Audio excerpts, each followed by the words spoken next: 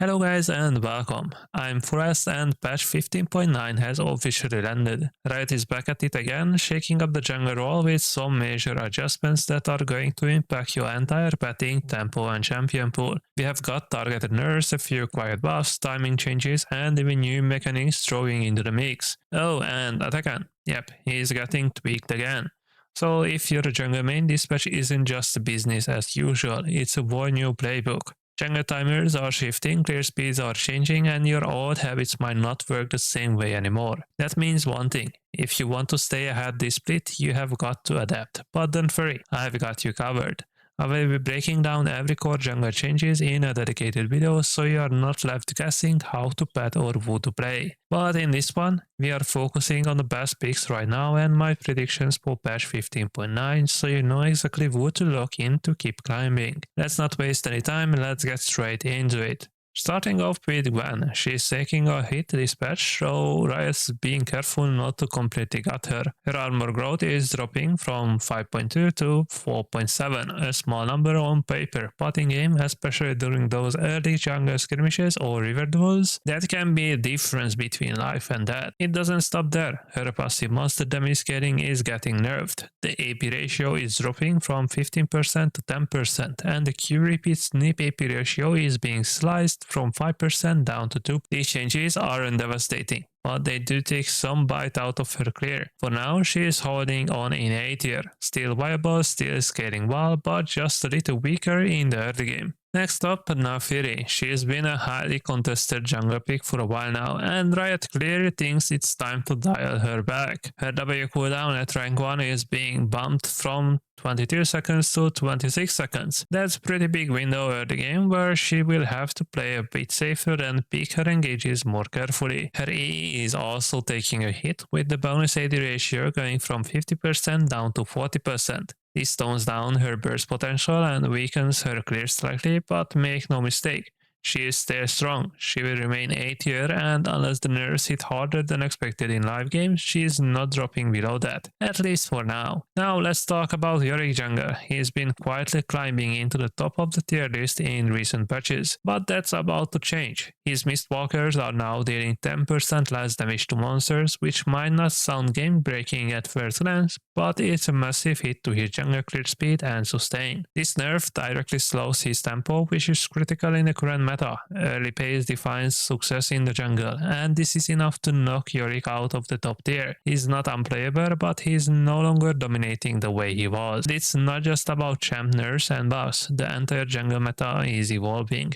With the grab spawn timers pushing back, the early game is shifting. It's now much harder to hit level 6 by 6 minutes, but by 8 minutes, you are guaranteed to have your ult no matter what champ you are playing, unless something goes horribly wrong. That might seem like a small tweak, but it heavily favors champs with powerful level 6 power spikes and game-changing AoE ultimates, think Amumu, Fiddlesticks and Lilia. These champs are loving the new timing windows, and they are likely to climb the ranks fast. But again, this is just the beginning. There's a lot more to talk about, and I have already mentioned a few picks that are looking broken this patch. Before we dive into the full tier list, I want to clarify. This list is mainly built for players below Diamond, but trust me, some of these champs are so strong they are absolutely worth picking even in high elo. If you are aiming to climb fast this split, you are going to want to stick to the strongest, most efficient jungle picks right now. Jarvan sits at the top in the S+ tier for a very clear reason. He is the most complete and reliable jungler in the current meta. With the changes to jungle tempo and objective control, Jarvan thrives. His ability to set the pace of the game from level 3 onward makes him unmatched. His early ganks are powerful, his pathing is flexible, and his solo dragon potential puts immediate pressure on the enemy jungler. Recent passive buffs only further enhanced his clear speed and skirmishing power, letting him contest the fights with confidence and win most 1v1s. Unlike farming focused or scaling junglers, Jarvan can force action, dictate the map, and create tempo advantage that snowball leads for his team. Even if he doesn't close the game early, his scaling utility and teamfight impact keep him relevant all game long. Volibear earns his spot in S+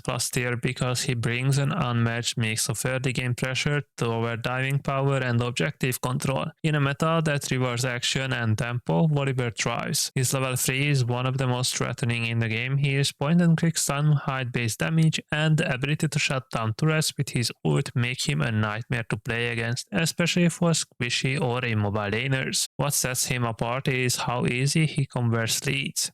Once he gets a kill or even just a good gank, his ability to solo dragons early and force turret dives makes him a constant threat, and unlike other early game junglers, he doesn't fall off hard. His durability and utility scale well into teamfights, allowing him to frontline and absorb pressure while still providing meaningful damage and CC. Volibear is the perfect jungler if you want to take over the early game and snowball through smart dives and objectives. He is oppressive, straightforward, and highly effective, an ideal champion for players who want to carry games through raw tempo and force. Xin Zhao is another S+ tier pick because how reliably he controls fights and dominates the early game. His strength lies in his simple yet brutally effective kit, strong dueling, early gank potential, and game-changing skirmish presence. At level 3, Xin is already a massive threat with his dash into knock-up combo, and he excels at punishing overextended laners or fighting for river control. He thrives in early skirmishes, especially around crab or river fights, and he is one of the few junglers who can confidently fight most meta picks 1v1. His engage is consistent, his clear is healthy, and his kit allows for repeated pressure and tower dives. Xin Zhao doesn't rely on flashy mechanics, instead he wins by forcing fights on his terms and refusing to be pushed off objectives. If you want a jungler who controls the pace of the game and wins through decisive aggression, Xin Zhao is one of the best tools for the job. Nocturne is another pick I want to highlight from my S tier, not because he is the only strong jungler here, but because he perfectly represents what makes this tier so impactful. I won't be breaking down every jungler in S tier individually, but a few deserve special mention, and Nocturne is one of them. That said, every jungler placed here is absolutely worth picking. They are in this list for a reason. Now on to Nocturne. What makes him terrifying in the current meta is how hard he punishes weak map awareness and poor vision control. His paranoia ultimate turns every dark corner into a death trap. He doesn't just gank, he removes your ability to react, diving in from insane range and deleting squishy targets before they know what hit them. Combined with his clear speed and sustain, he reaches level 6 extremely quickly and starts pressuring the map non-stop. Turn also scales incredibly well into the mid-game skirmishes and team fights thanks to his Splash Shield and Fear combo. He forces enemy carries to respect him at all times, and few champs are better at snowballing leads. Once he is ahead, he is almost impossible to deal with in a 1v1 or side lanes. He thrives in solo queue where coordination is limited, and even in organized play, his global threat can be ignored. Turn is simple, efficient, and brutally effective. If you want a jungler that rewards good timing, map awareness, and fast-paced aggression, he is one of the best in the game right now. Yorick is a champion I have talked about plenty of times before, so I won't go into a full breakdown here. But just know he is still great, still consistent, and very effective, especially in lower to mid heroes where his dwelling sustain and simple playstyle shine. He absolutely deserves his spot and remains a reliable force in the jungle. But now let's talk more in depth about Lilia. Lilia brings a unique mix of speed, scaling, and disruption that sets her apart in the jungle. She is one of the few champions who can clear incredibly fast and safely from level 1, which lets her stay healthy and get ahead without taking early risks. But what really pushes her into top tier status is her mobility and teamfighting. Her passive and Q allow her to kite melee effortlessly.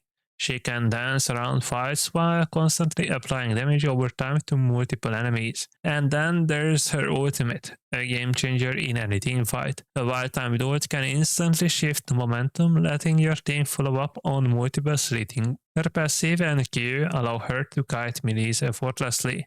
She can dance around the fight while constantly applying damage over time to multiple enemies. And then there's her ultimate, a game changer in any team fight.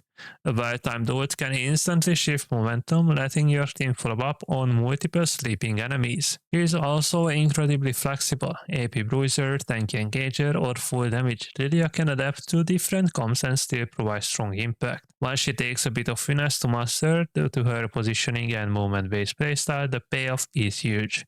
She is one of those picks that scales well with player skill and game knowledge. Moving into the A tier, I have to mention Naafiri. When Riot first gave her buffs to make her viable in the jungle, she quickly became a broken pick. Her clear speed, dueling, and early map pressure were overwhelming. She was oppressive and hard to answer, especially in solo queue. However, since then, Riot has made follow-up adjustments that brought her back to a much more balanced state. She is no longer steamrolling games off her first clear, but she still does what she is good at: quick, efficient pathing, skirmishes, and fast rotations. The difference now is that opponents have more windows to play around her, which is a healthier spot for the game overall. You can pick her consistently without fear of nerfs or bans, and she fits well into many comps. If you enjoy her straightforward, fast-paced playstyle, she is absolutely worth adding to your champion pool. She is no longer broken, but she is still good, and that's exactly where she should be. I haven't talked much about Graves in a while, but he's definitely back, and this time I have placed him in the A tier.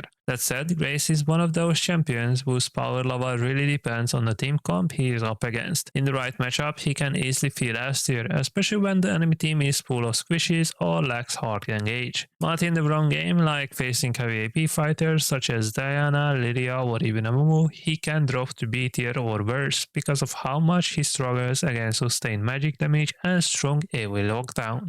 What hasn't changed is his identity. Graves is still a high skill expression, mechanically rewarding champion with great tempo, fast clears, and excellent dueling, particularly when he is ahead. He thrives in the hands of players who can path efficiently, pressure lanes, and position well in skirmishes. When he gets rolling, he can snowball games hard through invade pressure and lane priority. The downside is that Graves often requires a specific team setup to shine. It doesn't bring engage or utilities, so you need teammates who can cover those weaknesses. Still, if you're confident on him and know how to draft around his playstyle, he can absolutely carry games. He is not the meta-defining monster he once was, but in the right hands and with the right draft, Grace is still a serious threat, and definitely a champ worth keeping in your rotation. With recent map changes, the new Yatakan, and adjustments to jungle timers, we are likely entering a past cycle where farming junglers with strong impactful ultimates rise in priority. Champions like Lydia, Amumu, Hecarim, and others who scale well and bring big teamfight presence are going to be more valuable than ever. That said, fighters are still extremely dominant.